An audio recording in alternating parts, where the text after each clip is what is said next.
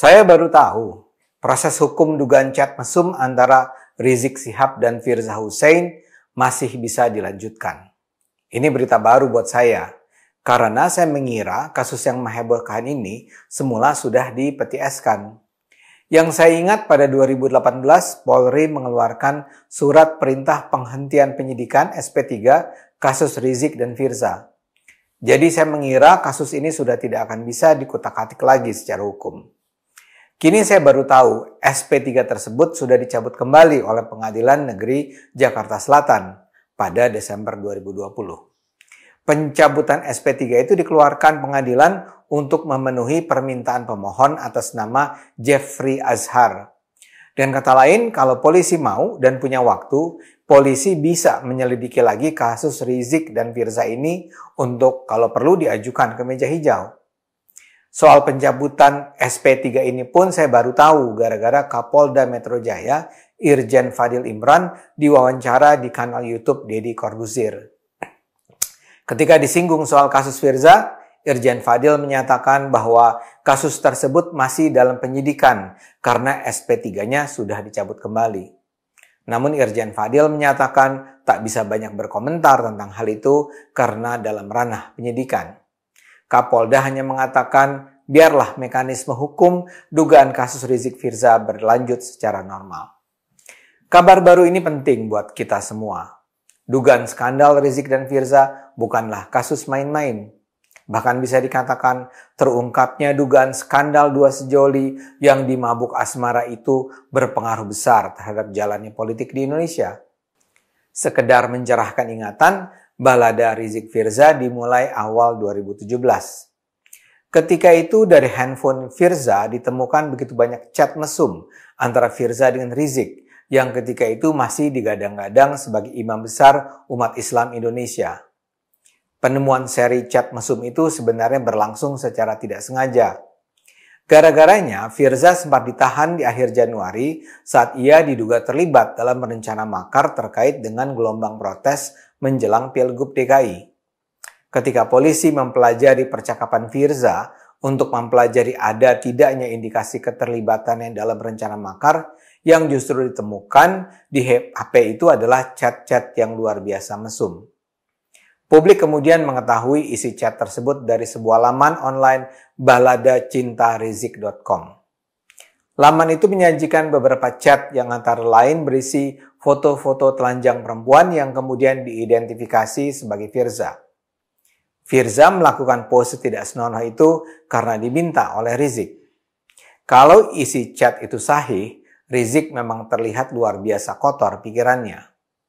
Melalui chat WA tersebut, Firza diminta untuk melakukan banyak adegan dewasa yang sama sekali tak pernah terbayangkan akan datang dari seorang imam besar yang beristri dan berputra-putri dewasa. Kalau isi chat itu benar, Rizik memang terkesan sebagai penggila seks.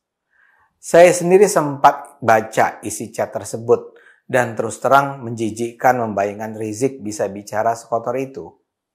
Laman tersebut memang tak berusia lama. Hanya kira-kira dalam 1 hari laman tersebut sudah menghilang. Namun banyak warga yang sempat mendownload percakapan dan foto-foto pornografis pasangan tersebut. Polisi sendiri kemudian melakukan penyelidikan atas kasus tersebut mengingat dugaan pelanggaran undang-undang pornografi. Aliansi Mahasiswa Anti Pornografi juga melayangkan laporan dalam kasus yang sama. Pelapor meminta polisi segera mengusut dan memastikan keaslian tangkapan layar percakapan tersebut. Polisi memanggil Firza dan Rizik pada April atau 3 bulan sejak kasus itu meledak. Karena keduanya mangkir untuk menghadiri pemanggilan, polisi menerbitkan surat perintah penjemputan paksa. Firza menghadap dan ditetapkan sebagai tersangka pada 16 Mei 2017 usai menjalani pemeriksaan selama 12 jam di Polda Metro Jaya. Kala itu dia didampingi adik yang juga kuasa hukumnya, Aziz Yanuar, yang kini menjadi kuasa hukum Rizik. Firza ditetapkan sebagai tersangka berdasarkan pelanggaran undang-undang pornografi dengan ancaman hukuman di atas 5 tahun penjara. Polisi juga kemudian menetapkan Rizik sebagai tersangka pada 29 Mei 2017. Rizik disangkakan dengan pasal-pasal undang-undang pornografi yang bisa membawanya ke penjara selama 5 tahun. Namun demikian, Rizik tak pernah sempat diperiksa polisi karena pada akhir April dia tiba-tiba diketahui sudah kabur dari Indonesia. Mula-mula ia mengaku ke Mekah untuk berumroh. Tapi kemudian ia ternyata tak kunjung pulang dengan beragam alasan sampai-sampai ia sempat dikategorikan sebagai buron. Dari Mekah ia terus menyuarakan dalih bahwa percakapan tersebut direkayasa untuk membunuh karakternya. Pada Juni 2018, secara mengejutkan, polisi mengeluarkan surat perintah penghentian penyidikan kasus chat mesum Rizik Firza. Ketika itu polisi menjelaskan bahwa SP3 itu dikeluarkan karena polisi tidak bisa menemukan pihak yang menyebarkan chat mesum itu kepada publik. Polisi sendiri tidak pernah menyatakan bahwa isi chat itu palsu atau hasil rekayasa. Namun oleh Rizik, SP3 itu dianggap sebagai bukti bahwa selama itu ia memang hanya menjadi korban fitnah. Sampai saat ini tidak ada kejelasan mengapa SP3 itu dikeluarkan. Namun itu nampaknya adalah salah satu langkah pemerintah untuk berusaha meredam gerak kelompok-kelompok Islamis radikal yang masih terus mengganggu kedamaian Indonesia. Nampaknya diharapkan dikeluarkannya SP3 akan mengurangi hasrat kelompok-kelompok tersebut untuk mengganggu ketentraman Indonesia, terutama menjelang pemilu 2019. Pada 22 April 2018, persaudaraan alumni PA 212 memang menggelar pertemuan dengan Presiden RI Jokowi di Istana Kepresiden Bogor, Jawa Barat. Sejumlah perwakilan PA 212 yang hadir dalam pertemuan tersebut adalah Slamet Ma'arif, Al-Khotot, Sobri Lubis, Yusuf Martak, Usama Hisham, dan Misbahul Anam. Salah satu isu yang dibicarakan adalah apa yang mereka tuduh sebagai kasus kriminalisasi yang menjerat ulama dan aktivis 212 termasuk Rizik.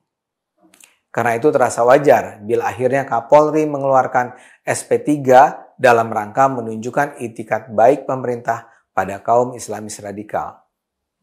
Namun ternyata kemudian air susu dibalas air tuba. Dari Mekah, Rizik terus menyuarakan fitnah dan kebencian. FPI juga terus menunjukkan kegarangannya. Sementara alumni 212 terus berusaha menggelar acara-acara yang sangat berpotensi memecah belah bangsa.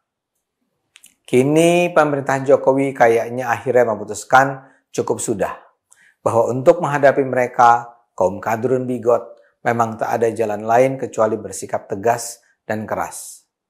HTI dibubarkan, Rizik ditangkap dan dipenjara 4 tahun, FPI dibubarkan, Munarman ditahan. Dan kini kita tahu bahwa kasus Rizik Firza masih mungkin untuk dikembangkan kembali. Untuk sementara polisi nampaknya akan bersikap wait and see.